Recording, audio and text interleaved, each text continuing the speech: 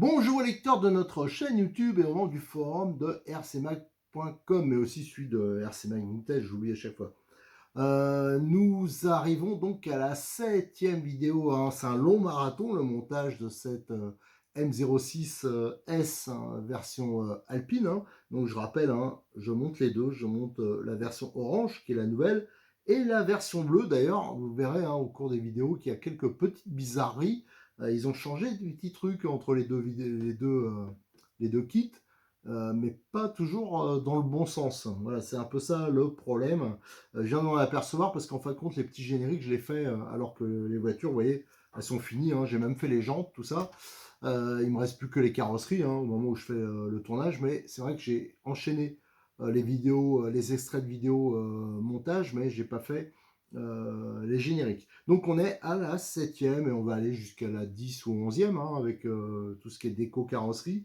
Et celle-ci, elle va être entièrement consacrée à la direction, au montage du cerveau de direction, parce que vous allez voir qu'il y a pas mal de petites choses à faire. Alors, elle n'est pas trop longue celle-là, mais j'ai préféré en consacrer une qu'au cerveau de direction, parce qu'il y a des petites bizarreries, notamment l'angle, qui est hyper important. Alors déjà, le fait que le cerveau il est complètement décalé sur le côté, mais en plus, l'angle de la biellette, je ne sais pas si on le voit là, mais il est vraiment très important. Et pour ma voiture perso, vous allez voir, j'ai fait un montage qui est un peu différent. Allez, on attaque tout de suite par, je regarde, je l'ai mis devant moi, je crois que c'est l'étape, j'arrive pas à lire, 24, voilà, c'est l'étape 24. L'étape de montage 24, c'est le montage du cerveau de direction sur le châssis. Alors pour cette étape 24, on va monter le cerveau de direction sur le châssis et vous allez voir c'est un peu particulier. Hein. J'ai déjà monté une voiture pour regarder un peu, voir ce qu'on pouvait faire pour améliorer tout ça, mais j'ai pas trouvé beaucoup de solutions. Et on va, alors donc les fixations, c'est ces deux fixations là. Hein. Donc ça c'est celle qui va aller sur l'avant, ça veut dire qu'on va le fixer déjà sur le cerveau. Donc là, pareil, j'ai mis des vis, ça c'est des vis que vend pareil Modélis 34. Hein. L'avantage c'est que d'origine, eux, ils mettent rondelles et des vis type tôle, hein, auto-taraudeuse. Là, j'ai mis du métrique, mais surtout la rondelle est intégrée. Donc celles-là, on les trouve dans les vis tête bombée avec rondelle intégrée. Voilà. Et ça, c'est la fixation qui est sur l'arrière. Et on voit, il y a un petit décrochement là pour passer éventuellement le câble. Là, on a cette platine, alors toute la visserie, hein, ça va avec. Donc là, les vis, elles sont plus longues. Hein. Par exemple, pour la fixation arrière, là, c'est des 3,18, pareil, hein, avec la rondelle qui est intégrée. Et là, il y a des rondelles, je les mettrai, je les rajouterai aussi au kit visserie. Je vais vous expliquer aussi pourquoi. Là, c'est la petite platine où il va avoir, c'est vrai qu'elle est pas bien large.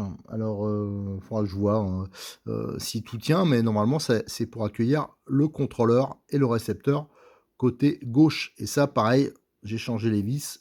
C'est des 3x6 tête bombée. Voilà. Alors que ça, j'ai déjà assemblé sur un cerveau, donc je vais vous montrer. Donc ça, c'est le fameux cerveau avec mon système. C'est là qu'on voit que, d'ailleurs, quand j'ai fait l'assemblage de la première voiture hein, pour tester, là, j'ai vu que mon système, l'avantage, hein, c'est qu'on pouvait démonter facilement, tout ça, il n'y avait pas... Moi, je vous conseille de le faire. Là, j'ai fait la fixation et j'ai mesuré la hauteur du S-trait. C'est assez standard, hein, mais en fin de compte, moi, je suis sûr, il y en a qui disent qu'ils ont des problèmes de cerveau, qui les grillent, tout ça. C'est souvent pour des petits détails. Et un des détails, c'est que si vous le laissez comme ça, si vous faites le montage comme d'origine, il y a de bonnes chances qu'il frotte, voilà, que ça touche au fond du châssis. Donc en fin de compte, il y aura encore plus de vibrations, mais surtout il va toucher, quoi, et surtout ça va déformer les pattes. Donc c'est pour ça que j'ai mis deux rondelles. Donc j'ai mis des bichromatés là, de 3 pour surélever légèrement le cerveau. Ça me semble important. Donc il faudra bien sûr le faire aussi de l'autre côté. Alors là, j'ai une voiture normalement qui est montée, celle que j'ai montée tout à l'heure, et je vais vous montrer. Donc une fois que c'est installé, alors déjà on va regarder la platine. Regardez. Ça c'est la platine, donc qui est un peu souple. Hein. Du coup, elle peut bouger avec les fixations en dessous. Alors c'est vrai que j'ai pas mis des têtes cylindriques comme j'avais mis là, parce que là c'est un peu plus sur l'avant, c'est un peu plus exposé. Et là franchement la fixation va pas démonter ça tous les 4 matins. Et on sert sur... voilà, c'est pas très dur à serrer, donc il y a peu de chances qu'on puisse abîmer les têtes. Là le fil, il passe ici, on verra, je crois que c'est dans l'étape suivante, il y a une petite mousse qui va se mettre dessus. Donc là, il faut qu'il soit bien à plat. Là, il faut passer, donc vous voyez, le petit décrochement, on voit le cerveau là, le décrochement, il est là. Donc c'est comme ça. Et j'ai mis donc les longues vis avec 2 rondelles, hein, comme là, pour surélever. Voilà, donc c'est assez...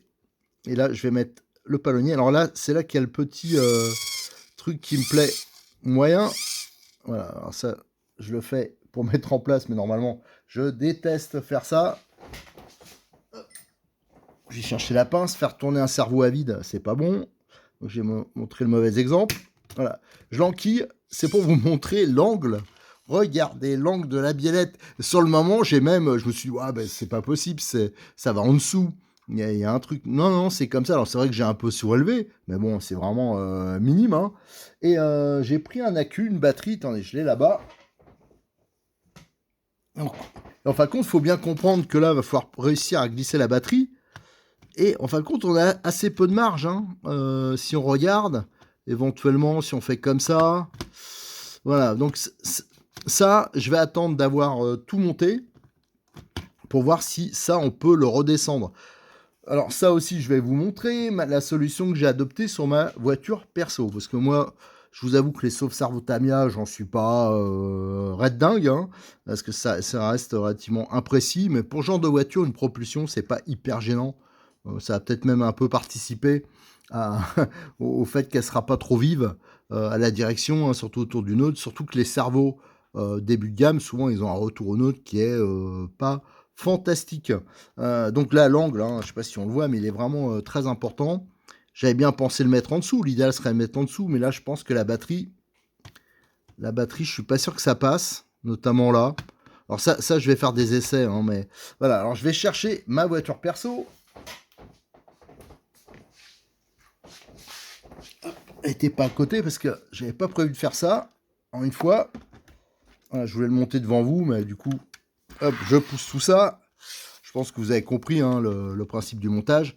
Là, j'ai mis un cerveau que j'avais déjà utilisé, que j'étais pas très content parce que c'est un GX. Hein. C'est un cerveau qu'on trouve sur Internet, sur les sites chinois. Alors, généralement, ils sont pas mal ces cerveaux-là, mais alors là, c'est un 8 kg speed. J'ai dit, tiens, pour ce genre de voiture, c'était bien. Je l'avais pris à 3-4 ans déjà. Et le premier que j'ai monté, je trouvais que c'était hyper imprécis, tout ça. Bon, alors voilà. Je vais le monter sur cette voiture-là. C'est pas grave, au moins c'est rapide. Et là, la différence, vous voyez, c'est que j'ai supprimé le sauve-cerveau. Moi, j'ai préféré mettre un palonnier alu. Là, Cyril, il en a plein différentes hauteurs. Donc là, je vais pouvoir jouer sur la hauteur en changeant le palonnier. Il en a qui sont sympas, en plus, qui sont beaucoup plus bas. Et parce que moi, je suis persuadé que les roues sont bien protégées. C'est des voitures qui vont pas aller vite. Je vais pas dire que je pilote bien, hein, loin de là, hein, mais je sais aller, quand on doit aller faire des démos ou doucement, je vais pas taper tous les trottoirs. Donc je prends peu de risques. Hein. Il y a beaucoup de voitures comme ça, ultra loisirs, où je vire, je mets des cerveaux à pignon métal. Alors l'avantage, hein, souvent quand vous achetez des ensembles complets en Tamiya, hein, il y a beaucoup de magasins qui proposent des cerveaux à pignon plastique. Style les grandes surfaces de la RC. Ça, c'est une grosse connerie. Donc, pour ça que le cerveau là, que j'ai monté sur les autres, la 13, au moins, il a des pignons métal. Donc, il pètera pas au moindre choc. Moi, je vous dis, éventuellement, quand on commence à maîtriser un peu la voiture, si on n'est pas un taré, on peut mettre directement un palonnier alu. Alors, je ne le conseillerais pas à tout le monde, hein, mais voilà. Moi j'ai fait le montage comme ça. Voilà, moi, il me reste juste à monter pour la mienne la petite platine. Donc la mienne, on la reconnaît hein, parce que c'est celle qui a les amortisseurs hydrauliques d'origine, mais autrement, tout le reste, hein, c'est strictement identique aux autres voitures que je monte en même temps. Alors tout ça, je vous dis, hein, je le peaufinerai parce que moi, ça me plaît pas, cette histoire de hauteur quelque peu, je trouve, exagérée de la commande de direction. Franchement, c'est pas... Alors déjà, c'est pas dans l'axe, ça tire de travers, et en plus, c'est... je sais pas, moi, ça me plaît pas. Allez, on va pouvoir maintenant passer à l'étape suivante, hein, l'étape 25. Alors, là, c'est là qu'il va falloir que je fasse des choix.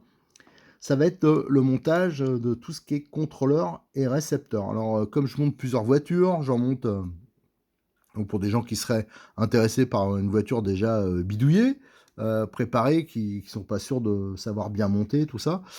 Donc j'ai hésité au début de monter une radio. Mais en fin de compte, si, je vais les monter avec la radio. Je pense que je vais mettre avec des radios Connect.